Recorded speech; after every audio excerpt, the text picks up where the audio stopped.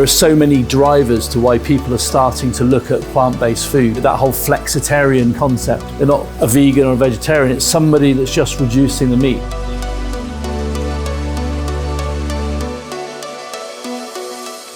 We wanted to celebrate just vegetables, good seasonal produce. So we bought 5 different types of vegetable, put them on a plate, a clean oven cloth over the top, and that was it.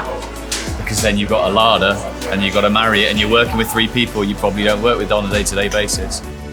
Taking a whole vegetable can create a whole dish that is exciting and it is a talking point, and it doesn't have to be meat all the time. I'm quite interested in plant-based cookery and not trying to mimic the meat as much, just making the vegetable the star of the dish. When we're doing events, we don't label it as vegan. That polarises people, that polarises opinion. But when you say plant forward, it's perfect. I always struggle in a football club because all they want is meat and potatoes. So learning to do something plant-based, that's what I'm going to take back.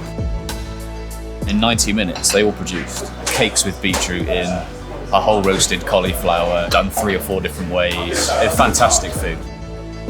What you've done in a short period of time is great. Key here today was to work with the basic ingredients, work together as a team, talk to each other, get all the information and come up with something. Is it cooked? It's a bit al dente in the middle, but yeah. That's what it's all about. It was a banger. Yeah. Spot on.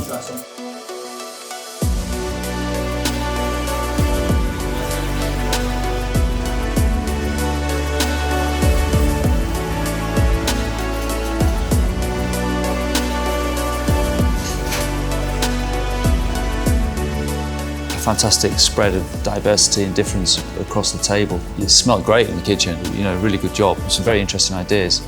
Yeah, big round of applause. Big round of applause. Got the cocoa and banana and walnut muffins. It's actually completely vegan as well. We use flax seeds instead of the eggs. Kedgeree with banana blossom instead of fish and smoke that. And then a soya poached egg. Basically, it's a great way in getting all the vitamins that it offers into you first thing in the morning. I've brought with me today some pear, fermented in for just a week, and it was tasted amazing.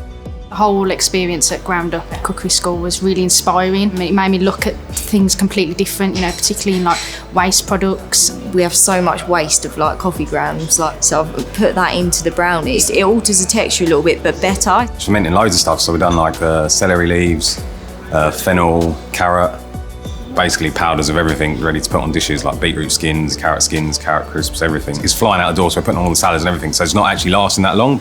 I've got fermented plum on the menu at the moment with chicken. All my chefs as well are kind of getting onto it now, so the more I talk about it. One of them come to me the other day with the pineapple core and was like, oh, well, what can we do with this pineapple core?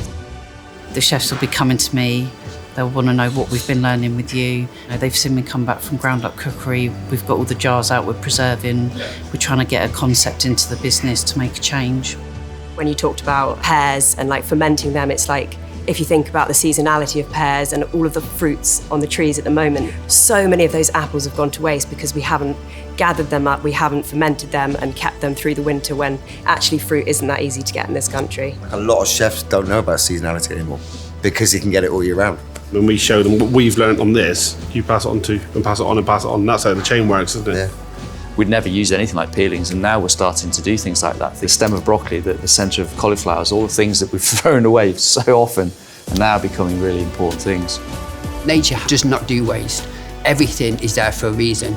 We need to rethink the way we work with nature and start to mimic nature to develop the best foods and most sustainable foods and healthy foods. I absorb information that other sectors are doing and exploring new flavours. We've just had a steak, but it wasn't steak. It's not a fad, it is kind of a future. It's something that's going to have to be adaptable to everyone's units. It's been an eye-opener, the way we use ingredients and also the way that we look at Mother Earth. We really need to take what we've learned and apply it to our lives, also to the business. Here, at Forward, in Compass, I think when you're working something as big as this, and the future and what I'm hearing it's planning, there's nowhere else better to work.